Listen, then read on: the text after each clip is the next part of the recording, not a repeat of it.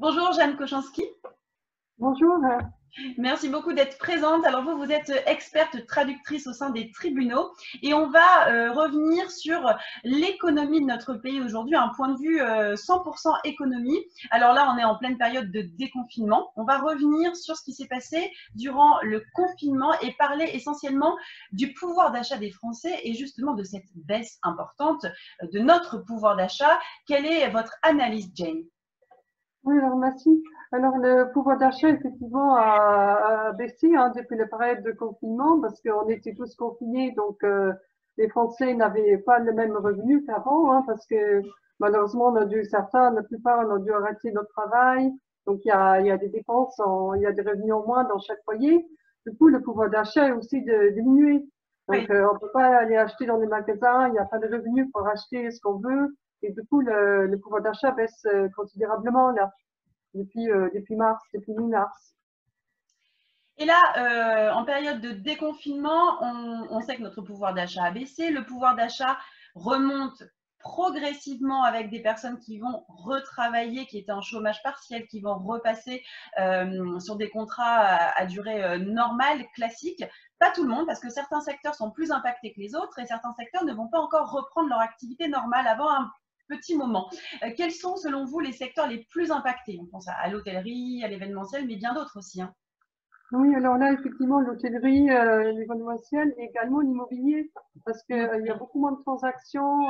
C'est vrai que là aussi lié au pouvoir d'achat, il y a beaucoup moins de transactions immobilières, donc les prix vont vraiment baisser dans ce secteur. Et les personnes sont bien moins attirées d'acheter avec une visite virtuelle.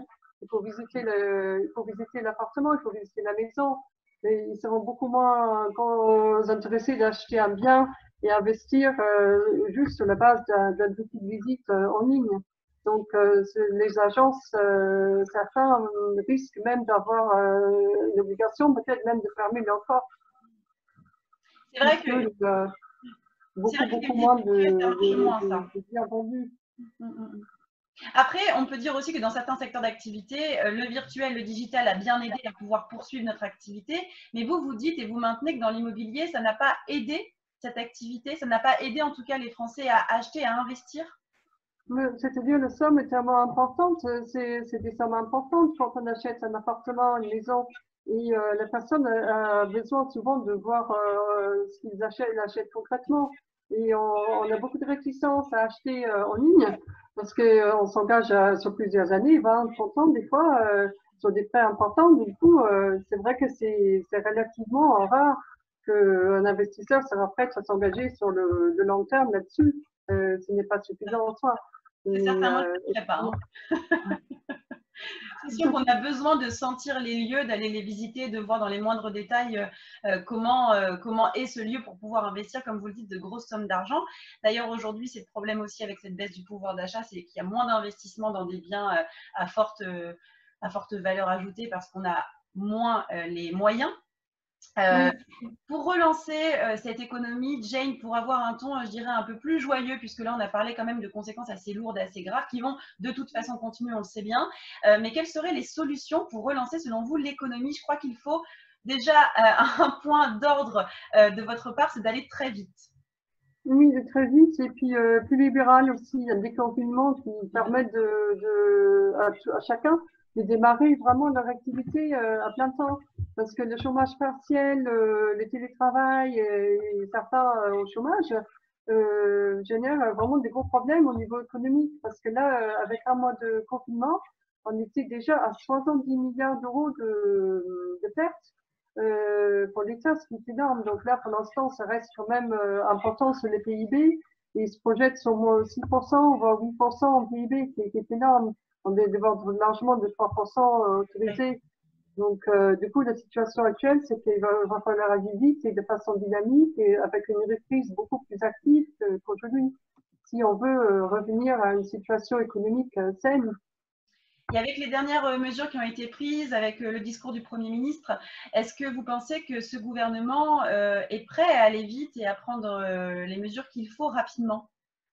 On a quand même l'impression qu'aujourd'hui, il y a une volonté de la part du Premier ministre d'aller plus vite et en bien, restant toujours un peu réticente parce que c'est encore très très tôt. Mais le dernier discours, c'était très très dynamique, très évolutif et très positif d'ailleurs. Et si on adopte une énergie positive là-dedans, on peut peut-être redémarrer à la rentrée et rattraper un peu le contre-coup On a quand même pris du retard, Jane. Vous pouvez pas dire le contraire. Il y a certaines mesures qui ont été prises par le gouvernement qui ont mis énormément de temps. Quand on compare avec certains autres pays, la France n'est pas un pays qui a pris les décisions les plus rapides. Non, on voit que par rapport, si on prenait l'exemple, je pensais à l'exemple de l'Allemagne, mais Oui. la grande différence de les Allemands, c'est le fait qu'en France, on dépend énormément de la liquidité. Et la liquidité fournit un peu les banques, donc les banques dépendent de la liquidité, et si le pouvoir d'achat baisse, il n'y aura pas de liquidité. Donc Oui. en fait, c'est un cercle vicieux. Et je pense qu'en France, c'est vrai, effectivement, on est lent, on hésite, et je pense qu'effectivement, on aurait dû agir beaucoup plus vite, plus tôt. Espérons que nous allons agir plus vite et plus tôt. En tout cas, on se tiendra informé des prises de décision du gouvernement. Merci beaucoup pour cette analyse, Jane, surtout. Merci. À bientôt. À bientôt.